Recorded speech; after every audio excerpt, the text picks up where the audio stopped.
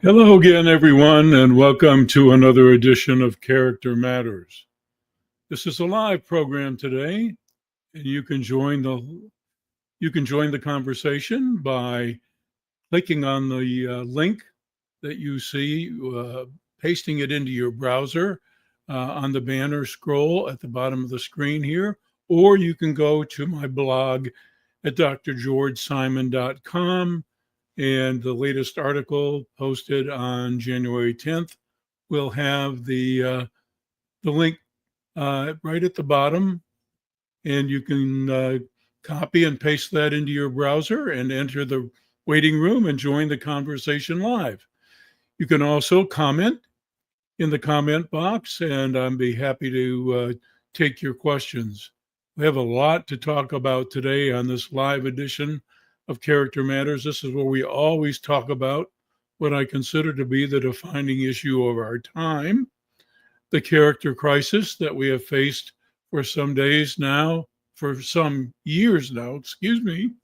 and that affects every single aspect of our lives. This has been my life's work, and I am so dedicated to it because I just firmly believe in the bottom of my soul that you can trace almost all of our major problems to the crisis that we've been having over the past several decades. We human beings have always had our character-related challenges. We don't come by good character naturally. We are inherently brutes, basically. We have to learn to be civilized. And we have to have a whole lot of gentle coaching, proper guidance, proper instilling of values, modeling of values, a lot of reinforcement, a lot of withdrawal of reinforcement for poor behavior. And what's happened to us in the past several decades, like I said, we've always had our character-related problems. But what's happened to us in the last several decades is we've forgotten all that it takes, how much time, effort it takes, 24 hours a day, 7 days a week, year after year after year, to help individuals develop sound character. Human beings socialize at a rate very different from all other creatures. We are inherently social creatures, and we have to learn to get along with one another if we're really going to prosper ourselves and prosper as a community. But to do that, we have to be decent people, and making ourselves into decent people is a tedious, intense process. And it requires the cooperation of a lot of factors. We've largely forgotten that, and that's why we're in the mess that we're in. The seeds of division can be sown so easily. And today, I'd really like to focus on a couple of things that I am wanting to include more in more depth in my rewrite of my first book and internationally best-selling book, In Sheep's Clothing. It's going to have its 30-year anniversary in 2026. It's hard to believe that In Sheep's Clothing, after 30 years, is still an international bestseller, with more countries requesting rights all the time. So it tells you that a lot of places on the planet are experiencing the same problems.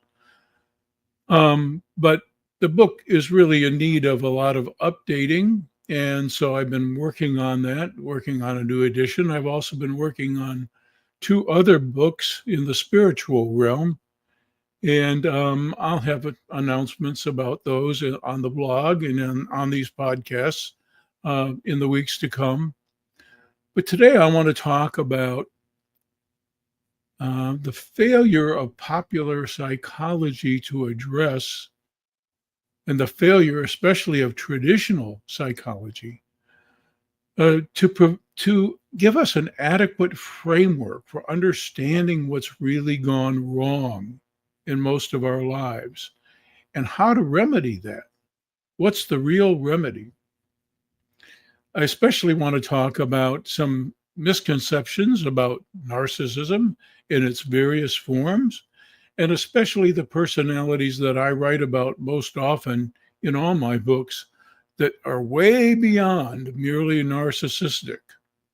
There are some narcissistic characters among us who are, believe it or not, relatively benign. Some folks who think quite well of themselves, who maybe even have an inflated sense of self, but don't so wantonly use and abuse others. And there are some folks that I talk about in all my books and that I write about more frequently that I call the aggressive personalities that are really worth taking a close look at, because these folks uh, more than disregard you and your rights and your needs and concerns. And they more than can't care about you well enough. They are out to exploit, use, and abuse you. Sometimes they're out to con you. And in my books, I try to delineate the various types. And I try to make the point that trying to put folks in a pigeonhole is a big mistake. There is so much character disturbance out there these days that we've kind of lost a sense of just how far things have gone and how bad things have gotten. So many things, so many characteristics in human beings that we would have thought outrageous or unthinkable not too many decades ago are so commonplace today. We've almost gotten used to it. And it's a travesty. It's a tragedy. And something really has to be done about it. But first, we have to face the problem for what it is. And that's been the focus of all my work. One of the things that traditional psychology failed us on big time is it had us believing that everybody who had a psychological problem of one type or another was struggling with fears and insecurities and unresolved emotional crises that were unconscious to them. And so, therefore, when they came to see basically what was really eating them underneath, everything would get better. Well, this is often true, but it's not always true. And it's increasingly less true for the folks that I describe as more character disordered. Excuse me, my voice is failing already. More character disturbed or disordered than they are what we used to call neurotic.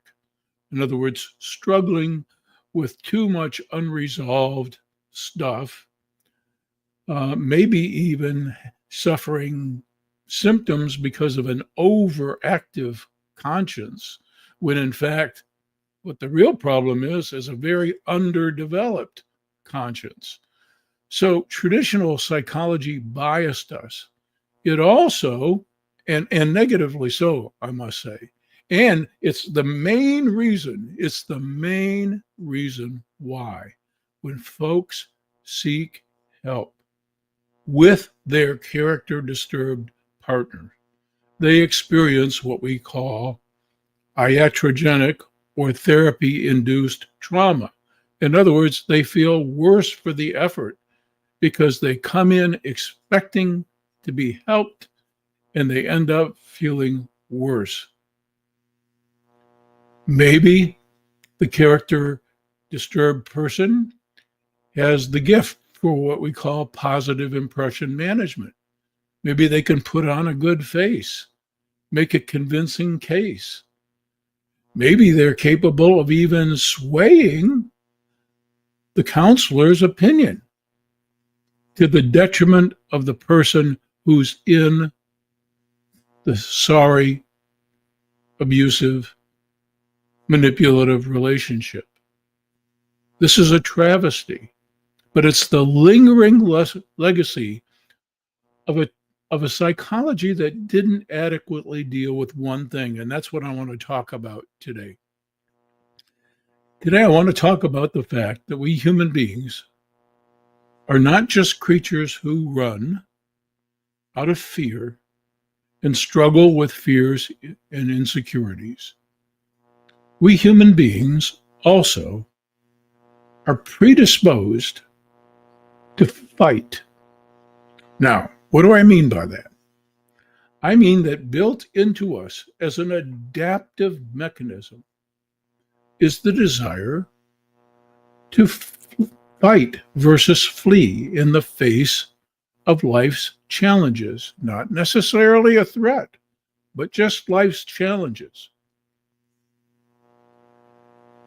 And that's not necessarily bad. Some things in life are worth fighting for. Your health, your children's welfare, your relationships, your close relationships, your important endeavors. Some things are worth directing that energy that we all have to get the things that we think will help us thrive and prosper. That's nature, and it's not necessarily bad. Now, traditional psychology had us thinking that people only fight when they feel threatened or when they're scared underneath. This is false, just patently false. Most of our fighting is to have things.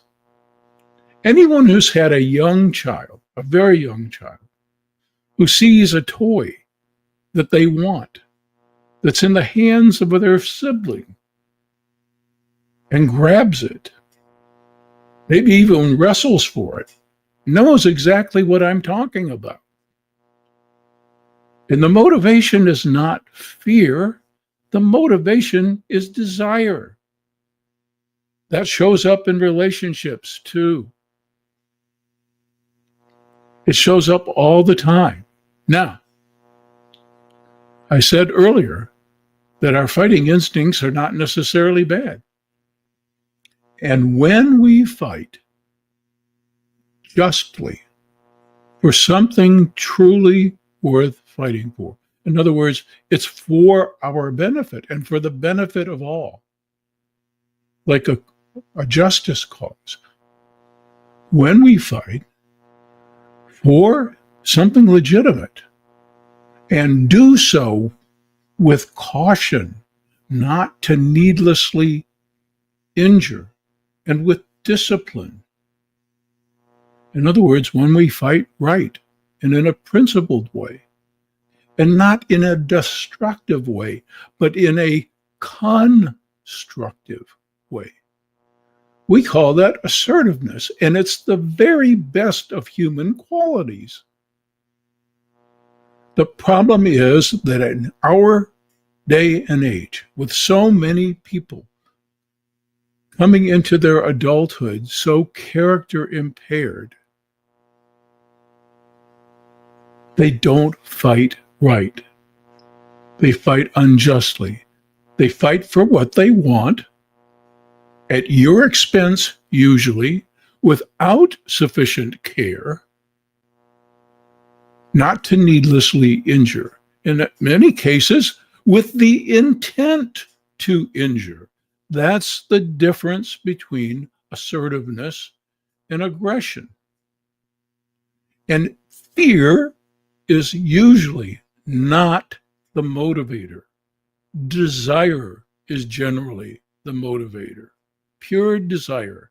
In our age of rampant entitlement, so many folks feel absolutely entitled to take what they want any way they want to take it, any way they can get it, even if you have to be trampled upon. And therein lies the character crisis. I've done my best to sum it up right there. And until our psychology catches up to the reality of why people are doing the things that they're doing in our day and age, more and more people are going to continue to experience what I call therapy-induced or iatrogenic trauma when they go for help. It's a sad, sad state of affairs. I'd like to go through the comments here and see if somebody's asked something related to this topic that I might want to respond to. Oh, good morning, everyone. I got a lot of well wishes here. So glad to see so many folks tuning in.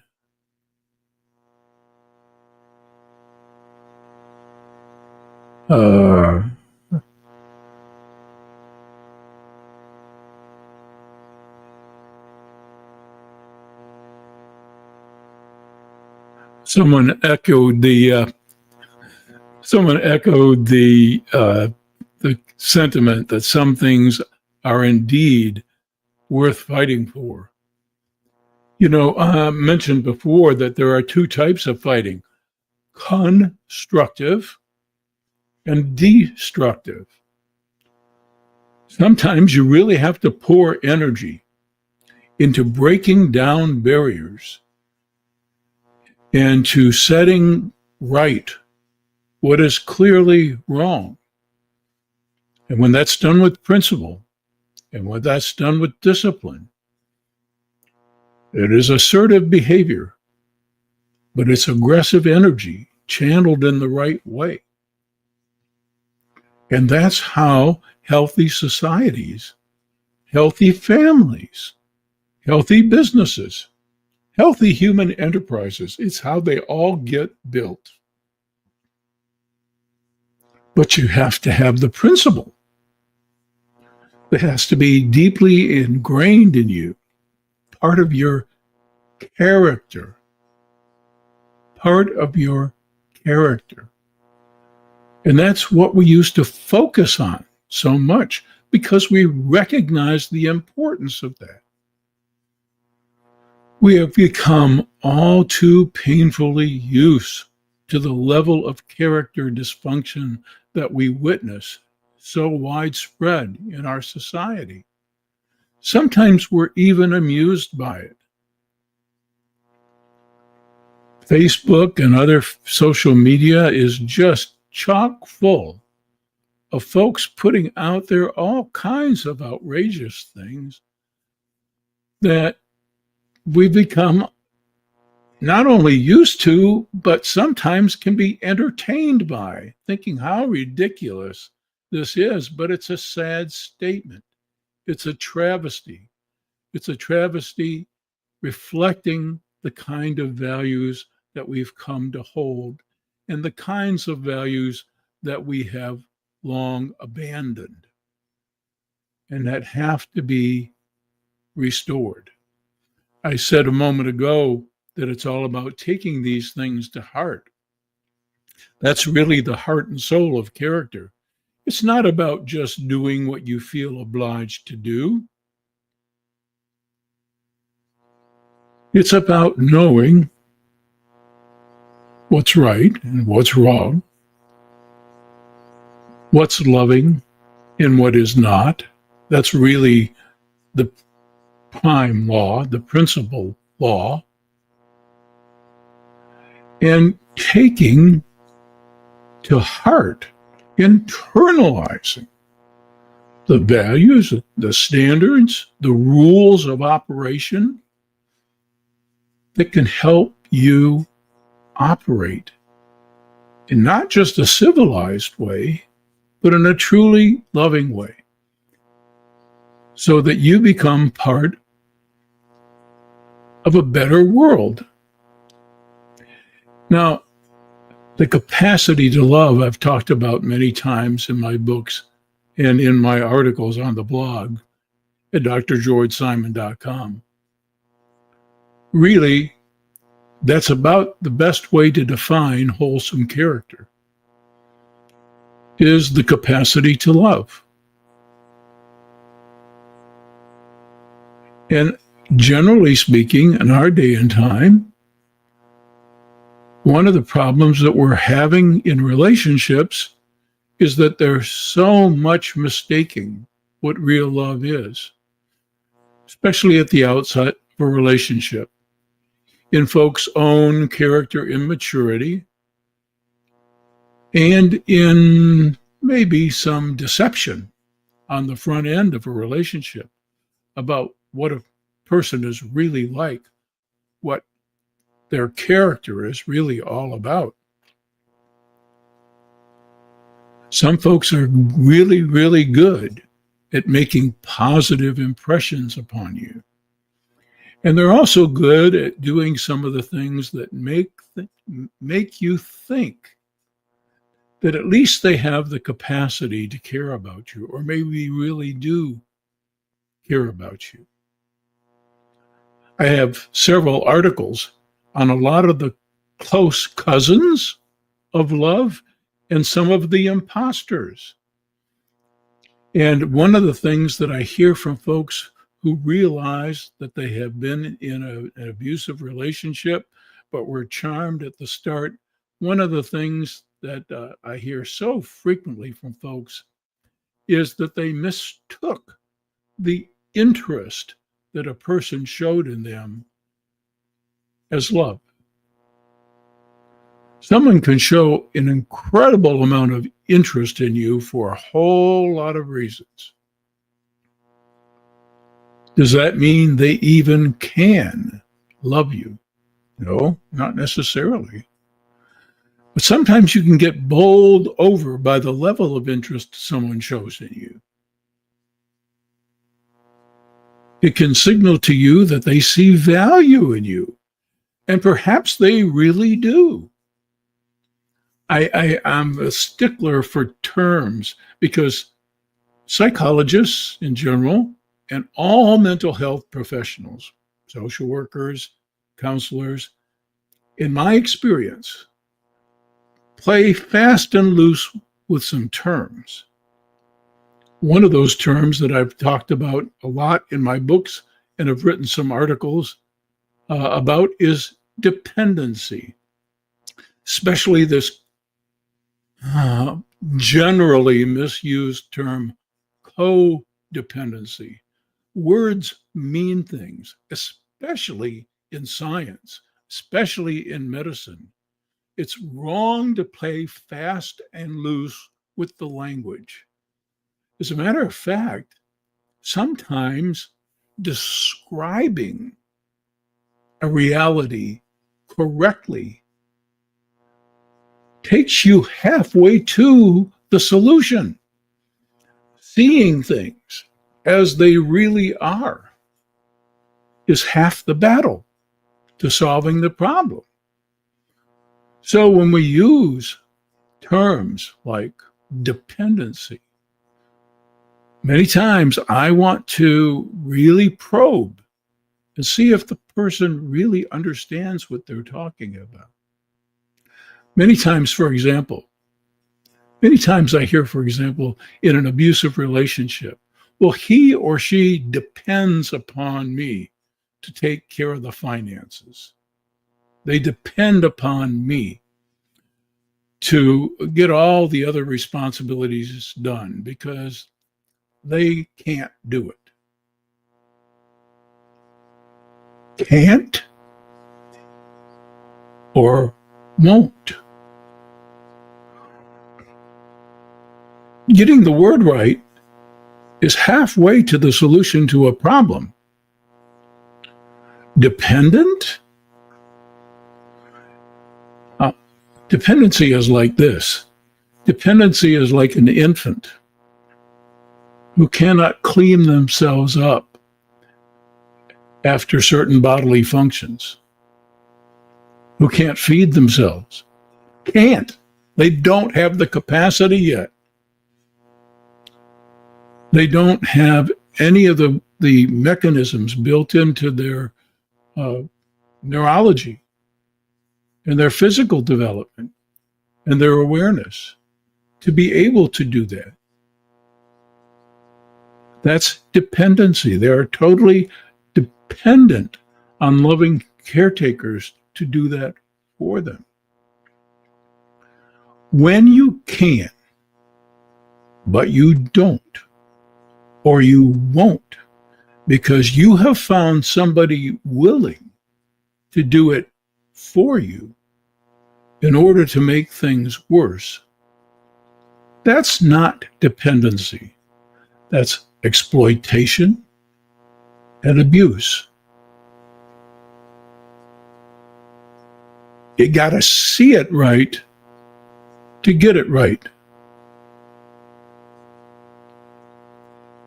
One of my favorite stories within the Christian tradition is when we're told that in order to properly remove a plank from someone else's eye, in order to properly remove a speck from a brother's or sister's eye, someone else's eye, we have to remove the plank in our own. Metaphorically, what we're talking about is it's easy to find the little things that we think impair the insight or awareness of somebody else or their vision of things. But if we don't remove all the distortions in our perspective, we can't possibly do that successfully. And one of the reasons why for years and years and years I did training workshops on character disturbance is because one of the things that helping professionals were having problems with was the same thing that I was having a problem with in my early days. I was too steeped in traditional notions that had me misperceiving situations. And because I misperceived them, because I labeled things inaccurately, sometimes dead wrongly, I wasn't really helping people in one-down or abusive relationships. I decided I was going to change that. And I also decided that I was going to help other folks who wanted to change such situations be able to do so. It's about wearing the right kinds of lenses, and especially getting the words right, the labels right, because, as I said, sometimes just correcting the language corrects the framework. I mentioned earlier codependency. There is such a concept. It's not a great concept to even start with, but I'll tell you its origins. It has to do with the situation in an addict's family system. A true addict, not an abuser, a true addict. Someone who has so habituated, has developed such tolerance to a substance that they don't function very well without it, and they're really stuck. Their system almost demands it. And so their life becomes ruled by their substance of choice. They are totally dependent upon it to function because they dysfunction and they hurt when they don't have it. That's the basics of the framework. Now, within that framework, other folks in the system can also have their lives run by the same substance. in a sense. In other words, it rules the day. Whatever that substance of choice is, it rules the day. And everybody else's lives are dictated by the presence of that substance in the family's life. Because of it, what they feel they need to do to maintain the system is dictated by the substance. So in a sense, other folks within the system are equally as dependent as the addict. So they are codependent. That's really the meaning of the term. It's kind of a weak conceptualization to start with. The word has come to be so used. I mean, it's a very, very commonplace word. But it's actually rare. What you more often have in situations, especially with abuse, is you have an abuser, and you have some folks struggling with some degree of either emotional dependency because they have not yet developed the resources, or because of circumstances are impaired in their ability to develop the resources, to stand alone, and therefore are trapped in a situation.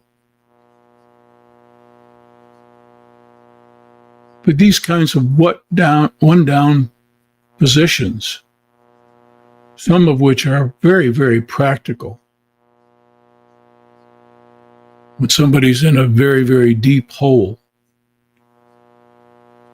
and it's impractical to do all the things necessary to effectively climb out, especially if someone's in a dangerous situation, where they know at a very, very deep level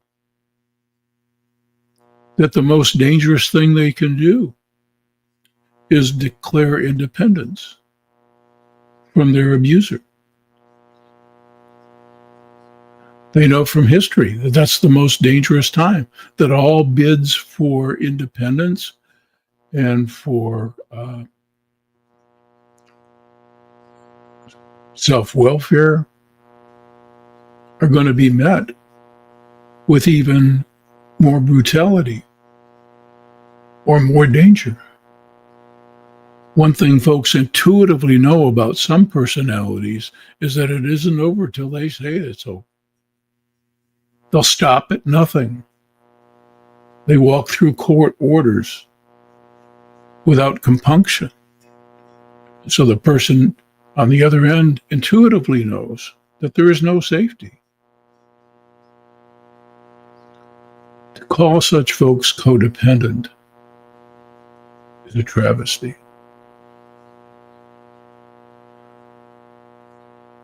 Our use of terms matters. Getting the words right is a big part of getting the frame of mind correctly. And that's a big part.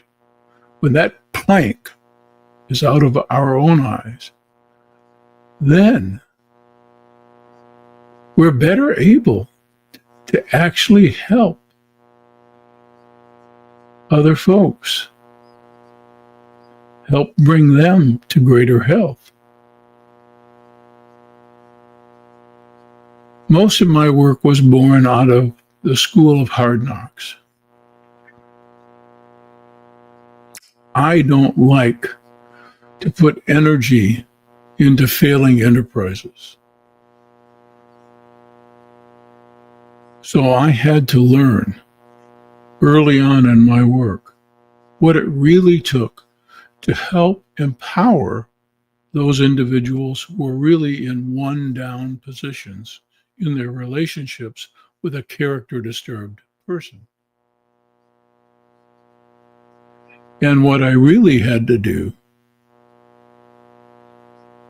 to help a person severely impaired in character, or maybe even moderately or mildly impaired in character,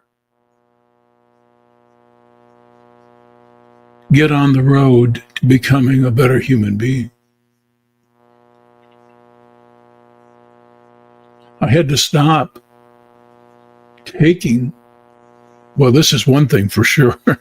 I had to stop taking everything I heard at face value, because folks with character disturbances are really, really good at framing things in a way that serves them and makes them look good. So they'll tell you all kinds of things and make you think that they're a victim. They're great at casting themselves as victims. So I learned that unlike individuals who are in one down positions and who have a healthy conscience and who are principled in their behavior, I could take their words at face value. I could listen and listen deeply and not doubt, for the most part. Not so with character impaired people. That's one thing I had to learn. And the other thing I had to learn is how not to focus on early trauma or unresolved inner conflicts or things that they had relegated to the unconscious and were not really aware of. All that's fair and good, and sometimes it's there, and there's plenty of time to deal with that. But when the major problem is the horrible way that they act toward others because of the lack of their conscience development and because of the attitudes they've formed of entitlement, the predisposition that they have to use and abuse, all that stuff. That's what needs to be tended to first. So I had to learn the art of what I call in my books benign confrontation, which is where you call things out just as they are, frankly, sometimes bluntly, but always, believe it or not, lovingly, with nothing but the intent to improve the situation for everybody. To help the character impaired person develop into a better human being, and to help all of those that might be in any kind of a relationship with them be spared the effects of their character disturbance. That's the nature of therapy that goes well beyond what our traditional paradigms have taught us and erroneously led us to believe. There's one other thing I'd like to talk about just briefly, a legacy from our traditional paradigms. And that has to do with guilt and shame. We've heard for a long time that guilt, which has a lot to do with feeling bad for the wrong actions or behaviors that you did, harmful actions. And shame has to do with who you are as a person, your worth. We were told for a long time, it is still accepted by so many folks, that guilt is a very good thing sometimes. Actually, you can have too much and unrealistic guilt. The folks who suffer from true neuroses, won't go into that just now, but these folks have an overactive conscience. They feel bad about everything. They make a minor mistake and they whip themselves like crazy. So you can have too much guilt. So it's not always such a good thing. But shame is misunderstood. Can we have too much of it? Can it be toxic? Absolutely. But some of our more severely disturbed characters, some of our more malignant narcissists are defined. Their character is defined. If there's any one thing that defines their pathology, it is shamelessness. They don't care how something makes them look sometimes. And they don't care, I'll back up on that. They're self-satisfied with who they are as a person. When who they are as a person, as it's become apparent to us, kind of turns our stomach. And I will tell you this, from years and years of experience with some of the more severely disturbed characters, a handful of them that I've worked with and that I've witnessed have managed to make major life changes, and to a person. Not one did so out of a sense of guilt. It was always that look in the mirror and that saying to oneself, I don't like you anymore. You're not really a very good person. You've been fooling yourself. Shame did for them what guilt never could. It helped them turn their life around. So some of our traditional notions, even though they have great value, there's no doubt about that, they just don't fit with our age. We've been in a vicious cycle for a long time now, whereas aspects of our culture have darn near destroyed all the character fostering elements that we once had. All of the norms, standards, institutions, vehicles that we have for instilling character in people, as all those crumbled, more and more character disturbed people populated our society, and getting worse and worse all the time. And as that happened, as more and more character impaired people began to be the dominant population, more of our environmental factors that used to promote character and reward character crumbled even further. It's a classic vicious cycle, which is the reason for all of my new work, because there's only one way to turn things around, and that is one heart at a time, beginning with our own.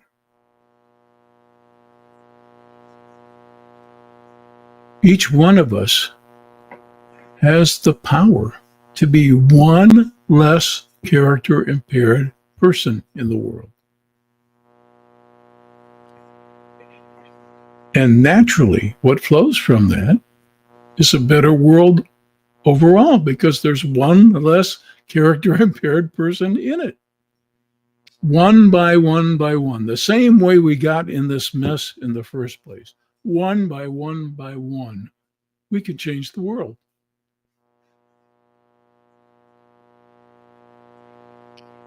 And a big part of the reason for my work is to just holler out as loudly as I can, to sound the trumpet, the nature of the problem.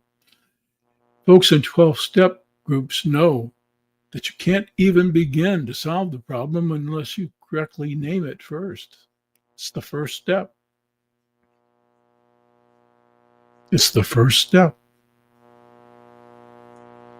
And all of our problems today, all of our social problems, you can trace to the character crisis, to the fact that not only are too many people coming into their adulthood underdeveloped in character, not only that, but all manner of extreme character dysfunction, once thought unthinkable, preposterous, all manner of behavior, all degree of entitlement, once thought completely unrefined, completely indicative of bad character, is now so commonplace and so tolerated. We've grown accustomed to it. It's the new normal, and it's killing us. I know that I sound kind of like a broken record, for those of you who remember records. I keep saying the same things over and over again. I feel compelled to. Sometimes when you know something's true, you just have to shout it. And I mentioned earlier the heart of assertiveness, the most healthy human behavior. Some things are worth fighting for. Depends on how principled, how constructive. And that's what I'm really attempting to do.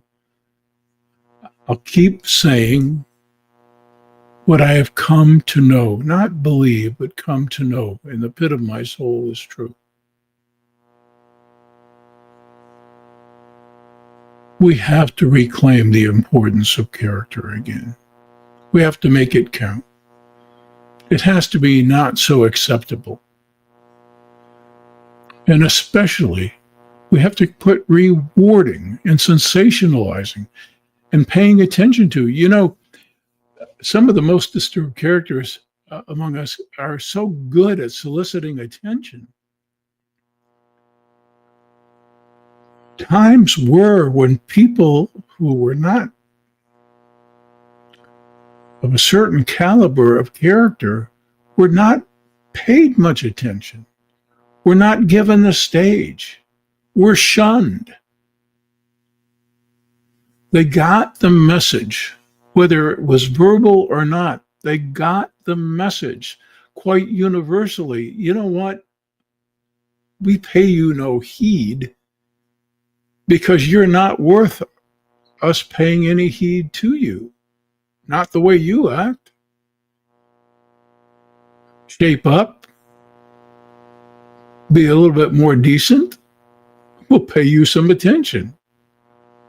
We might even applaud you. Oh, my goodness. So much of this seems like common sense only when you think about it for a minute. And one of my deepest prayers is that our helping professions catch up. Actually, they are catching up. I've mentioned many, many times in many articles that, and I noticed in one of the comments that there are some people saying exactly what I'm saying.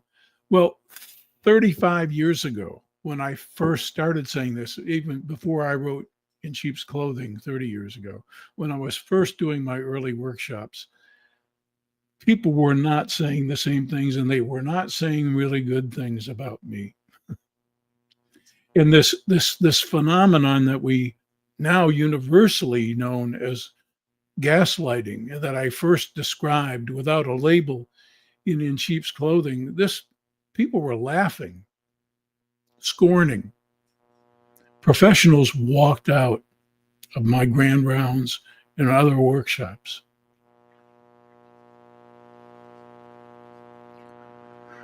So it's been very edifying. I'm not really tooting a horn here, but it's been edifying to see some changes take place where other people are beginning to say the same things. Well, actually, they began a while back, but more and more people saying the same things because you know what?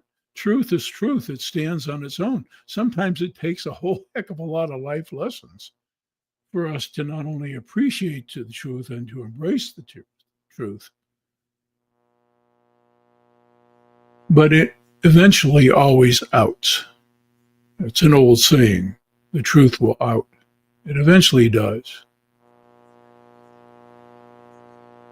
So I invite you to avail yourself of all the articles on the blog. There's hundreds of articles free.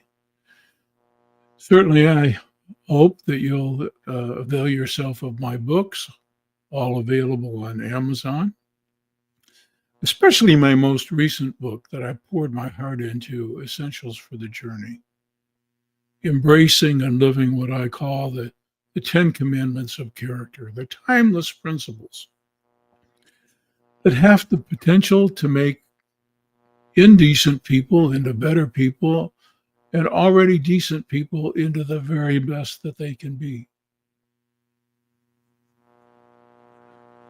And I'm going to be busily at work with my newest offerings, the rewrite of In Sheep's Clothing, and an entirely new updated edition with vignettes that are more appropriate to our time, that aren't so dated in terms of the kinds of issues and problems that were commonplace back in the day and more relevant for folks to identify with.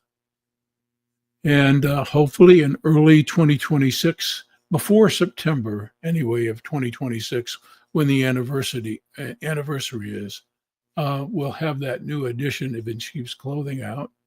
And I will also have two other books written particularly for spiritual development. I do have tentative titles for those books. I'll be mentioning them and my developmental thoughts about them in some upcoming blog posts on the blog at drgeorgesimon.com. And so I'll be devoting a lot of time, so I won't have as many YouTube videos. I will continue to do these live podcasts, which you can always access on YouTube. They stay up there and you're always able to access them. But right now, I'd like to go through the comments and make sure that there isn't something here that I really need to address.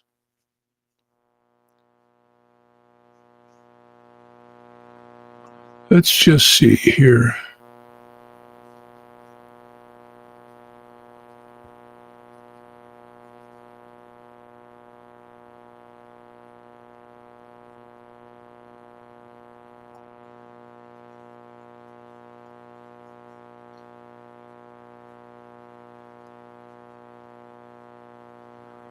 Oh, goodness, it's so nice to see so many comments about my comment about shamelessness and malignant narcissism being endorsed. That's very nice. Thank you all. Also, folks living with an addict finding some value in what I had to say there. Seeing things for what they really are and labeling them correctly. Halfway to the solution right there, yes. The capacity to love, to truly love, being the litmus test for character. I love that. I wish I'd said it that way. Thank you, Ellie, for saying it that way. I'm going to use your quote if I might. Beautiful.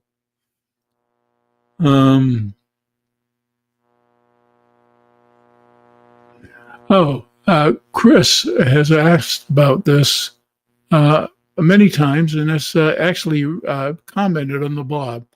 Would you be willing to elaborate more about the terms narcissism, Machiavellism, psychopathy, and ASPD? Yes, there are already many articles on the blog about this. There's at least 50 articles on the blog. But yes, it's time to do so again.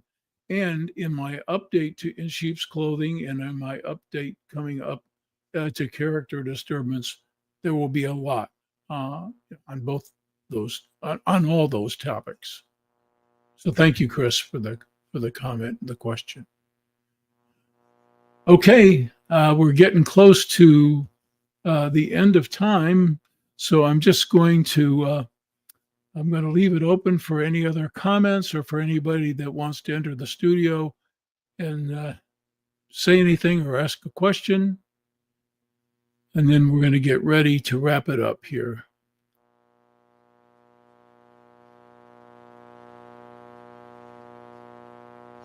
Okay. Don't see anything else there. So once again, thank you for tuning in. I really appreciate all the support. It's nice to see it. It's very edifying. It's not what drives my work, but it's still nice to have it. The affirmation means a lot. It keeps me going, especially when these days it's hard for me to talk, as those of you who hear my raspy voice can tell. Somebody's asking how I remain so positive. I'll tell you the short of it. It's because I know that this is a temporary experience, this experience that we're all having. I don't just believe that. I know it.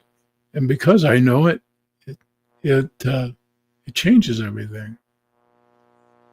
I hope everybody comes to know that too. Not just believe it. I hope everybody comes to know it.